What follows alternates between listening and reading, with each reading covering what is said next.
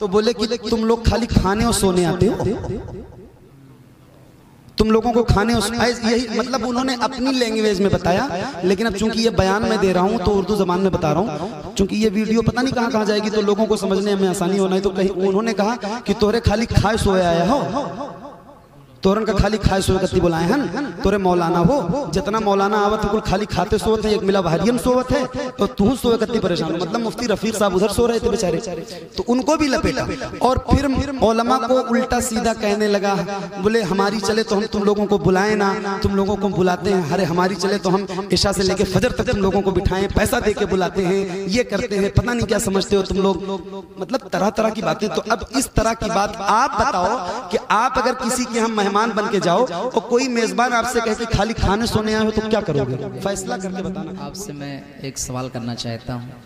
क्या वो रात में जहाँ की मैं तारीख लिया था सिमरी गांव की, तो तारीख मैं ही लिया था, इसलिए आप पहला जलसा शायद ऐसा है पूरे हिंदुस्तान का कि जहां आप गए खाना भी खाए, कुछ देर बैठे भी, लेकिन कौन सी ऐसी बात आपके दिल पर लग गई कि आप बगैर पढ़े हुए वहां से वापस आ गए। और जब से आप वापस आए हैं सोशल मीडिया पे एकदम हंगामा मचा हुआ है, कोई कह रहा है बहुत बड़े घमंडी हैं, बहुत एटीट्यूड आ गया है, शोहरत के नशे में एकदम चूर हो गए हैं, तो तरह तरह की लोग बातें कर रहे हैं। तो आप हक बात क्या है, सच बात क्या है, आप इसकी अपने तरफ से वजाहत कर दीजिए, क्योंकि एकदम हंगामा मचा हुआ है। और मैं नेपाल में रहता हूँ, तारीख मैं ही लिया था, इसलिए मेरे पास भी बहुत फ़ोन आ रहे हैं, मैसेज आ रहे हैं, मुझे भी लोग तरह तरह कह रहे हैं। तो इसकी आप वजाहत फरमा दीजिए कि सही बात क्या है। असल में फोन कॉल तो मेरे पास भी सुबह से आ रही है। हाँ, तो इसकी वजाहत। और मैं चूंकि इसका जिक्र किसी से करना नहीं चाहता था, मैंने सब्र कर लिया था,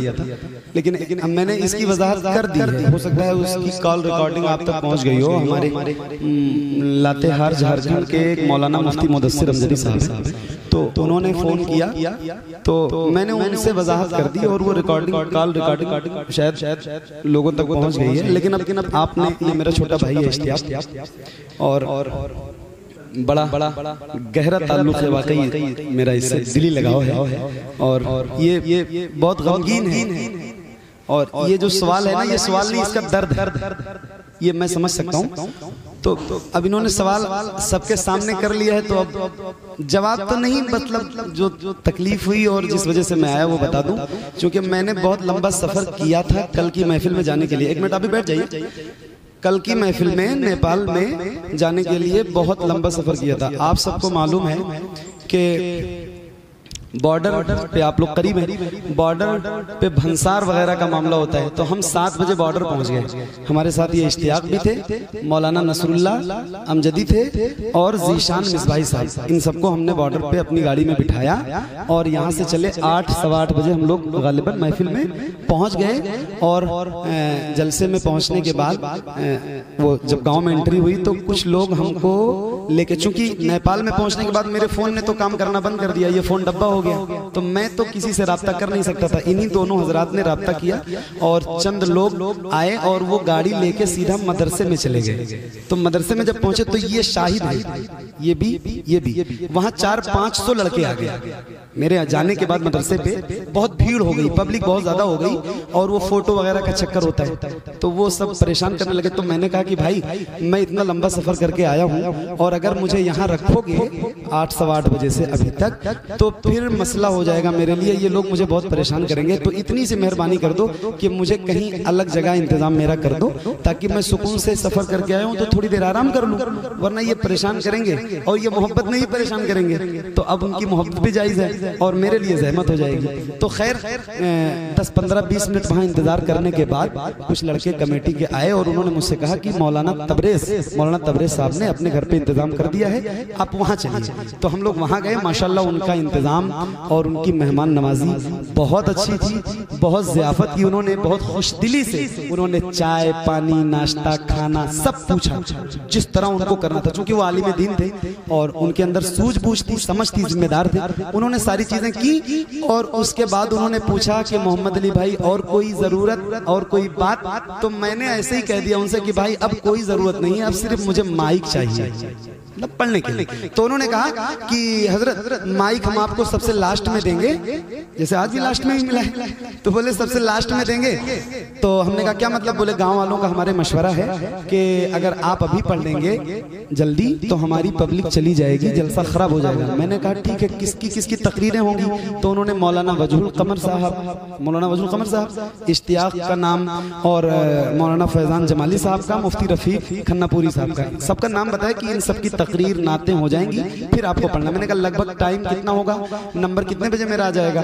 तो बोले 1 से 1:30 के आसपास, 1:30 2 के आसपास आपका नंबर आ जाएगा। मैंने कहा ठीक है, कोई मसला नहीं, आपका जलसा है, आप जब चाहें मुझे पढ़ाएं और जब चाहें स्टेज ले जाएं, आपकी मर्जी है। लेकिन मेरी इतनी सी गुजारिश है कि मुझे अब आप थोड़ा सा सुकून की जगह लेटा दीजिए और मैं सो लूं, लंबा सफर करके आऊं, जब मुझे पढ़ना होगा आधा घंटा पहले जगा लेगा तो, और मुझे स्टेज पे लेके चले लगभग।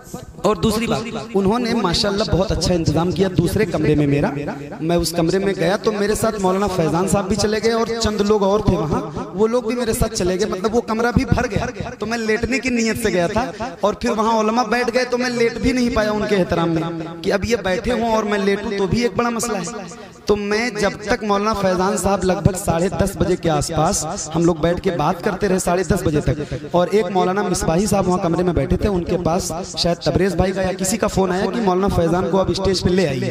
तो जब वो चले गए तो मैं, कमरा खाली हो गया, फिर मैं लेटा, और जैसे लेटा लगभग 11:15 बजे चंद लड़के आए और बोले मोहम्मद अली भाई स्टेज पे चलना। अच्छा मौलाना, एक बात और जरूरी बताना समझता हूँ, मौलाना तबरेज साहब ने मुझसे ये कहा था जलसे में स्टेज पे जाते वक्त कि मोहम्मद अली भाई आप सोइए, अब जब आपको जाना होगा तो मैं ही आऊंगा लेने के लिए, और जब मैं ले जाऊंगा तभी आपको जाना है।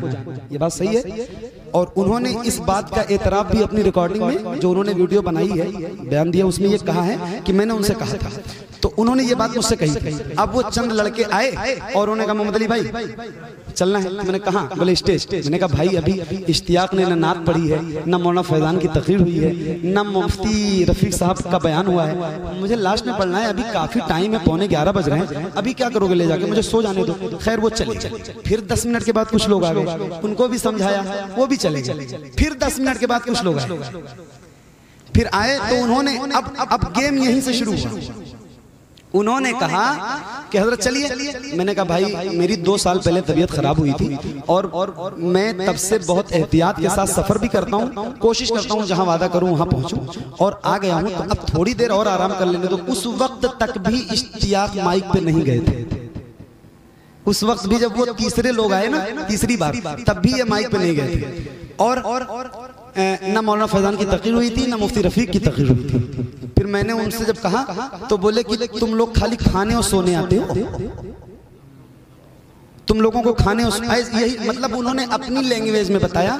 लेकिन अब चूंकि ये बयान मैं दे रहा हूँ तो उर्दू जबान में बता रहा हूँ, चूंकि ये वीडियो पता नहीं कहाँ जाएगी, तो लोगों को समझने में आसानी होना है। तो कहीं उन्होंने कहा कि तोरे खाली खाए सोए आया हो, तोरन का खाली खाए सोए कत्ती बुलाए हैं, तोरे मौलाना हो, जितना मौलाना आवत है कुल खाली खाते सोवत है, एक मिला बहरियन सोवत है, तो तू सोए कत्ती परेशान हो। मतलब मुफ्ती रफीक साहब उधर सो रहे थे बेचारे, तो उनको भी लपेटा। और फिर उलमा को उल्टा सीधा कहने लगा, बोले हमारी चले तो हम तुम लोगों को बुलाए ना, तुम लोगों को बुलाते हैं, अरे हमारी चले तो हम इशा से लेके फजर तक तुम लोगों को बिठाएं, पैसा दे के बुलाते हैं, ये करते हैं, पता नहीं क्या समझते हो तुम लोग, मतलब तरह तरह की बातें। तो अब इस तरह की बात आप बताओ कि आप अगर किसी के हम मेहमान बन के जाओ और कोई मेजबान आपसे कहे कि खाली खाने सोने आए हो तो क्या करोगे? फैसला करके बताना। कोई गैरतमंद इंसान तो नहीं रुकेगा यार, खाली पैसे के लिए नहीं जाता हूँ, सिर्फ पैसा नहीं चाहिए होती है, इज्जत भी चाहिए होती है। और मेरी नजर में अगर पैसा बड़ा होता तो मैं कल की महफिल पढ़ के आता, पैसा लेके। और इस बात का एतराफ मौलाना तबरेज साहब ने किया है कि मैंने उनसे कहा था कि जब मैं लेने जाऊंगा तब जाना। तो जब आपने ये बात कही थी तो वो 3 लोग कैसे आए? फिर उन्होंने कहा कि मुझे इल्म नहीं था। तो जब इल्म नहीं था तो आपने ये बयान कैसे किया माइक में कि 3-3 बार लोग उनको लेने गए और वो आए नहीं? यार ये भी तो हो सकता है कि वो लेने वाले कौन थे, मुझे क्या पता।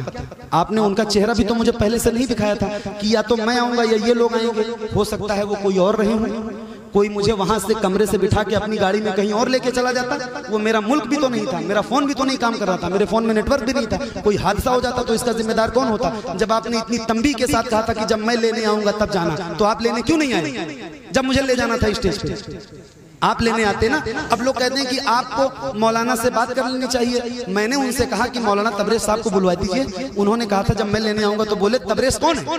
बोले तबरेज कौन है? जलसा हम करें, चंदा हम करें, कमेटी हमारी है, तबरेज कौन है? तो मैंने कहा यार जिसने मुझे बुलाया है उसी की यहाँ कोई अहमियत नहीं है तो फिर मेरी क्या अहमियत है? चलो भैया। फिर मैंने अपनी गाड़ी उठाई और मैं रुखसत हो गया। अब इसमें या तो मेरा घमंड हो या मेरा गुरूर हो, जैसा आप कहो, जैसी आपकी मर्जी हो वैसा कमेंट करने वाले कमेंट करते हैं, इससे फर्क नहीं पड़ता। मगर ये बात जान लो कि अगर मैं हिंदुस्तान से भंसार करवा के अपनी गाड़ी लेके फतेह मोहम्मद के साथ उस जलसे तक पहुंचा, वहां 2 घंटे 2.5 घंटे रुका, खाना खाया, नाश्ता किया, तो पढ़ने की गरज से ही गया था। अगर नहीं पढ़ना होता तो नहीं जाता। हाँ, कोई बात लगी दिल पे, कोई ऐसी बात लगी दिल पे तभी मैं वहां से आया था, वरना आता भी नहीं। और आखिर में एक बात कह देता हूं कि मौलाना तबरेज साहब तक ये बात मेरी पहुंचा दीजिए कि मेरे आने से उनको तकलीफ हुई हो, उनकी कमेटी को तकलीफ हुई हो, तो उनसे भी माजरत चाहता हूँ, माफी चाहता हूँ। क्योंकि मैं भी तो इंसान हूं ना यार, मेरे अंदर भी दिल है, धड़कता है। मैं रोज सफर में रहता हूँ, मैं भी अपने माँ बाप की औलाद हूँ, मेरे भी बच्चे हैं, मेरा भी दिल है और इस दिल पे बात लगती है। अगर आपको मेरे आने से तकलीफ हो गई तो मेरी इज्जत वहाँ आपके चंद लोग उछाल रहे थे, मुझे भी तकलीफ हो सकती थी। और फिर मेरा दिल बड़ा होता, एक बंदा जब ऐसी बातें कर रहा था और वहाँ 8 लोग खड़े होकर सुन रहे थे, 8 लोग वहाँ कमेटी के, वो जैसा कि कहा उन्होंने कि हम कमेटी के हैं, तो वो कमेटी के खड़े होकर सुन रहे थे और एक बंदा बोल रहा था। अगर उस बंदे का बोलना गलत था तो उन 8 लोगों को तो रोकना चाहिए था ना कि यार तुम ऐसी बात क्यों कर रहे हो? इसका मतलब तुम्हारी रजामंदी थी, उसमें साजिश थी, कुछ छिपा हुआ था। अब ऐसी बातें हुई तो मैं लौट के आया वहां से, कोई रोका भी नहीं। जब मैं चला आया तब फोन आने लगे। तो जब मेरे मोबाइल में जैसे बॉर्डर के किनारे जब रोड पे चला मैं बहादुरगंज की तरफ, तो इसमें एयरटेल का नेटवर्क आया, एयरटेल पकड़ लिया। तो जब एयरटेल का पकड़ा तो उन्होंने कॉल की, तो वो कॉल मैं उन्हें उठाया भी, ऐसा नहीं कि मैंने नहीं उठाया तो बात नहीं हो पा रही थी, कनेक्टिंग लिख के आ रहा था। तो फिर मैं वहां से आगे की तरफ चलाया और फिर मैं होटल गया, सो गया। उसके बाद कुछ धमकी भरे मैसेजेस, बॉर्डर ब्लॉक कर देंगे, जाने नहीं देंगे, कभी आने नहीं देंगे, वल्लाह आलम क्या क्या बातें उन्होंने की। बहरहाल उनकी अपनी मर्जी है, मैं उन सबसे तब भी माफरत चाहता हूँ कि भाई मेरी वजह से तकलीफ हुई आप लोगों को, तो आप लोग मुझे माफ करना। हाँ, मौलाना तबरेज साहब से इतनी गुजारिश कर रहा हूँ, हालांकि उस रिकॉर्डिंग में ये बात मैंने नहीं कही थी, इस उम्मीद पे नहीं कही थी कि शायद आज की इस महफिल में मैं जा रहा हूँ और कोई वहां का आए और वो फोन मेरा नहीं, फतेह मोहम्मद का दे के चला जाए। फतेह मोहम्मद भाई का वो फोन है भाई, आप गलती से उसको मेरा फोन न समझें, वो मेरा फोन नहीं है जो आपने अपने कब्जे में ले रखा है, वो फतेह मोहम्मद का फोन है। उसको आप बराए मेहरबानी मेरे घर पे भिजवा दीजिए या मेराज के यहाँ भिजवा दीजिए या इश्तियाक के यहाँ दे दीजिए, किसी को मेरे जानने वाले को दे दीजिए ताकि वो फोन मुझ तक पहुंच जाए। वो फोन भी उनके पास ही है, फतेह मोहम्मद को मेरा समझ के उन्होंने